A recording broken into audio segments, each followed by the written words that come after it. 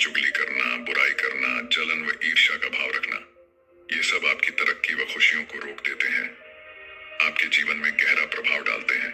क्या भाग्य में लिखा कभी मिट सकता है? आज की इस सुंदर कहानी में आपको पता चलेगा कि जो कुछ भी हमारे जन्म से पहले लिखा जा चुका होता है, क्या उसको मिटाया जा सकता है?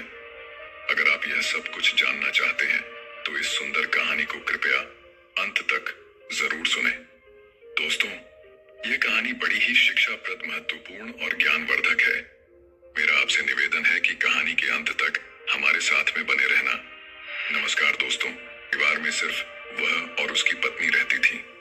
किसान के घर में बहुत समय के बाद एक लड़के का जन्म हुआ। किसान और उसकी पत्नी बहुत खुश थे। सभी आसपास के लोग किसान को बधाई देने के लिए आ रहे थे। एक दिन सुबह का वक्त था। तभी किसान के घर के बाहर से एक साधु ने भिक्षा के लिए आवाज लगाई। किसान के घर में आज खुशी का दिन था, इसलिए उसने साधु महाराज को अंदर बुला लिया और उन्हें बैठने के लिए कहा। जब साधु महाराज बैठ गए तो किसान ने साधु महाराज से कहा, महात्मा जी, हमारे घर में बहुत समय के बाद बच्चे का जन्म हुआ है। आप कृपया करके इसका नामकरण कर दीजिए।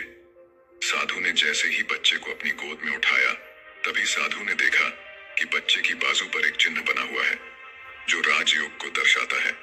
साधु बच्चे की बाजू के ऊपर चिन्ह देखकर हैरान रह गया। किसान ने जब साधु को हैरान परेशान देखा तो उसने कहा, महात्मा जी, क्या बात है? आप इतना परेशान क्यों नजर आ रहे हो?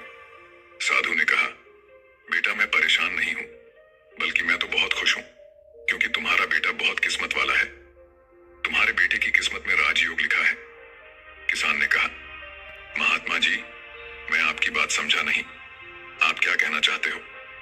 साधु ने कहा, बेटा, तुम्हारा पुत्र एक दिन राजा बनेगा। इसका विवाह 16 वर्ष की आयु में इस राज्य की राजकुमारी के साथ होगा और फिर यह इस नगर का राजा बन जाएगा। साधु की बात सुनकर रामू बहुत खुश हुआ। जब गांव के लोगों को पता चला कि रामू का बेटा एक दिन इस नगर का राजा बनेगा, तो सभी लोग उसको देखने के लिए आने लगे। एक दिन की बात है, उस नगर का राजा हिरण का शिकार करता करता काफी दूर जंगल में निकल गया, लेकिन हिरण राजा के हाथ नहीं आया। राजा को हिरण का पीछा करते करते प्यास लग गई थी, लेकिन राजा को आसपास कोई नदी या तालाब भी नहीं मिला जहां से वह पानी पी सके। राजा काफी समय से जंगल में इधर उधर घूम रहा था। राजा पानी की तलाश में भटकता हुआ उसी गांव में पहुंच गया जहां रामू रहता था। तभी राजा की नजर एक महात्मा के ऊपर पड़ी। राजा ने महात्मा से पानी मांगा। महात्मा ने राजा को रुकने के लिए कहा और अपनी कुटिया के अंदर से पानी लेने के लिए चले गए। महात्मा ने पानी लाकर राजा को दिया। राजा पानी पीने लगा। पानी पीने के बाद राजा ने देखा कि बहुत सारे लोग बाहर इकट्ठे होकर जा रहे थे।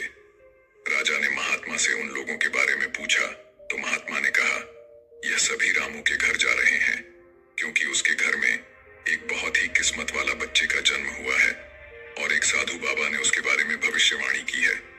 राजा ने पूछा, बाबा, ऐसी कौन सी भविष्यवाणी की है जिसके कारण सभी लोग वहां जा रहे हैं?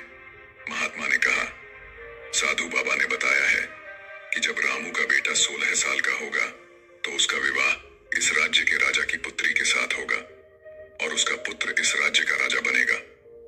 महात्मा की बात सुनकर राजा को बहुत गुस्सा आया कि आखिर एक मामूली किसान का बेटा उसकी पुत्री के साथ विवाह कैसे कर सकता है। राजा ने महात्मा से कहा, महात्मा जी, मैं ही इस राज्य का राजा हूं और आप क्या सोचते हो, एक मामूली किसान के बेटे के साथ मैं अपनी बेटी की शादी कर दूंगा? महात्मा ने कहा, राजन, जो इस बच्चे के भाग्य में लिखा है उसे कोई नहीं मिटा सकता। राजा को अपनी ताकत पर बहुत घमंड था। उसने कहा, महात्मा जी, मैं भगवान का लिखा हुआ आपको मिटाकर दिखाऊंगा। महात्मा ने मुस्कुराते हुए कहा, राजन, मैं भी यही हूं और आप भी यही हैं, देखते हैं। राजा ने महात्मा को प्रणाम किया और वापस अपने राजमहल चला गया। रात को राजा को नींद नहीं आ रही थी। वह यही सोच रहा था कि किसी भी हालत में उस साधु की भविष्यवाणी को सच नहीं होने देनी है। अगले दिन राजा अपना वेश बदलकर रामू के गांव में पहुंच गया। लोगों से पूछता पूछता राजा रामू के घर पहुंचा। राजा ने रामू के घर के बाहर जाकर उसे आवाज लगाई। रामू उसकी आवाज सुनकर घर से बाहर आया और उसे पूछा, आप कौन हो और किस लिए आए हो? राजा ने कहा,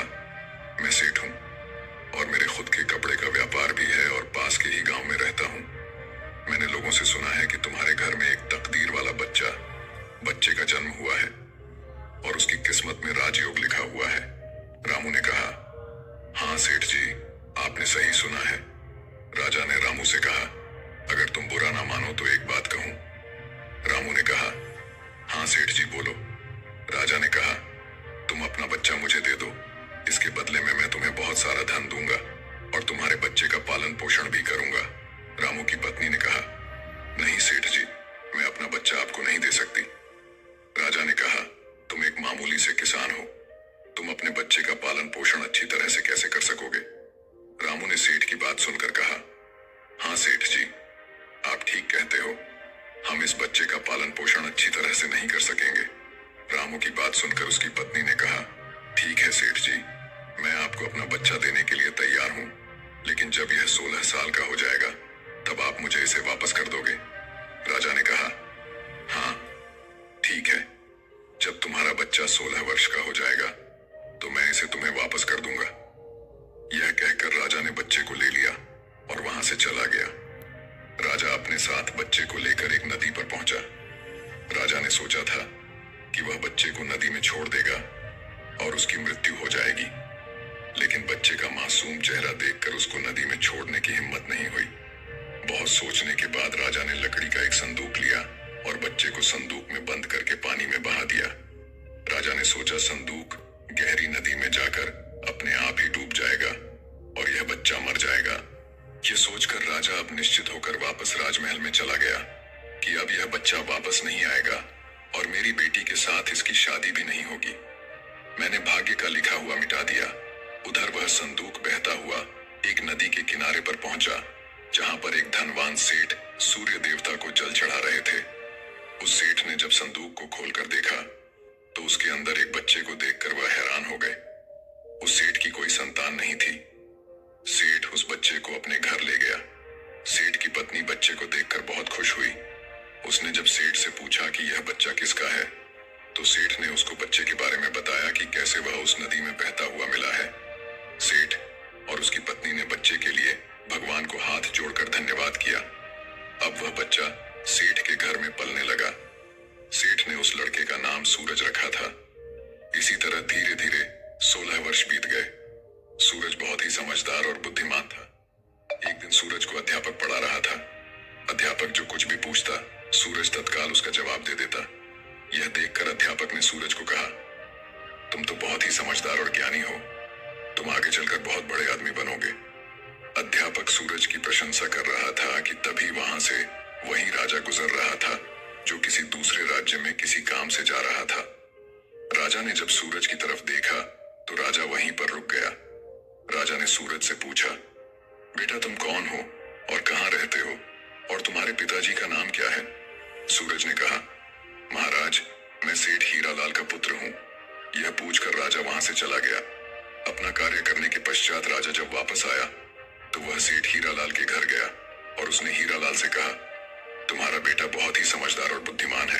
सेठ हीरालाल ने राजा की बात सुनकर कहा, महाराज मैं उसका असली पिता नहीं हूं, मैंने तो उसे सिर्फ पाला है, लेकिन वह मेरे लिए बेटे से भी बढ़कर है। राजा ने सेठ हीरालाल से पूछा, क्या यह लड़का आपका पुत्र नहीं है? तो फिर यह लड़का आपको कहां से मिला? फिर सेठ हीरालाल ने राजा को सारी कहानी सुनाई कि कैसे वह उसे बहते हुए पानी में एक संदूक से मिला था। जब राजा ने सेठ हीरालाल की बात सुनी तो वह चौंक गया। राजा समझ गया था कि यह बच्चा वही है जिसे मैंने 16 साल पहले नदी में बहा दिया था। राजा और सेठ हीरालाल अभी बातें कर ही रहे थे कि वहां पर सूरज आ गया। राजा ने सूरज को देखा तो उसने सेठ हीरालाल से कहा, सेठ जी मुझे आगे किसी काम से जाना है, अगर आप अपने बेटे के हाथों मेरी एक चिट्ठी महारानी तक पहुंचा दो तो मैं उसको सोने की 50 मोहरें दूंगा। सूरज ने यह सुनकर राजा से कहा, हाँ महाराज क्यों नहीं, मैं आपकी चिट्ठी जरूर पहुंचा दूंगा। राजा ने चिट्ठी में चुपचाप एक संदेश लिखा और चिट्ठी के ऊपर मोहर लगा दी और चिट्ठी सूरज को पकड़ा दी और कहा कि बेटा यह लो, यह रानी तक पहुंचा देना। सूरज चिट्ठी लेकर चला गया। सूरज चलते चलते एक घने जंगल से गुजर रहा था कि वह रास्ता भटक गया। उसे रास्ता ढूंढते ढूंढते रात हो गई। सूरज रात गुजारने के लिए कोई जगह ढूंढने लगा। तभी उसकी नजर एक झोपड़ी के ऊपर पड़ी। सूरज ने सोचा, मैं रात यहीं पर बिता लेता हूं। ये सोचकर सूरज घोड़े से नीचे उतरा और झोपड़ी के अंदर चला गया। जब सूरज अंदर गया तो उसने देखा कि एक बूढ़ी औरत खाना बना रही थी। बूढ़ी औरत ने सूरज को देखा तो उससे पूछा कि बेटा तुम कौन हो और बिना इजाजत अंदर क्यों आए हो। सूरज ने अपने बारे में बताया कि वह रास्ता भटक गया है, इसलिए रात गुजारने के लिए यहाँ पर आया है। सूरज की बात सुनकर बूढ़ी औरत को उसके ऊपर दया आ गई, लेकिन फिर बूढ़ी औरत ने सूरज से कहा, बेटा तुम्हारा यहाँ पर रुकना ठीक नहीं है, क्योंकि यह डाकुओं का अड्डा है। अभी कुछ ही देर में डाकू आने वाले हैं। यदि उन्होंने तुम्हें यहाँ देख लिया तो तुम्हारे लिए परेशानी खड़ी हो जाएगी। सूरज ने कहा, लेकिन माताजी इतनी भयानक रात में मैं कहीं और जा भी नहीं सकता। अगर मैं बाहर गया तो जंगली जानवर मुझे खा जाएंगे। इससे अच्छा है मैं यहाँ कोने में जाकर लेट जाता हूँ। यह कहकर सूरज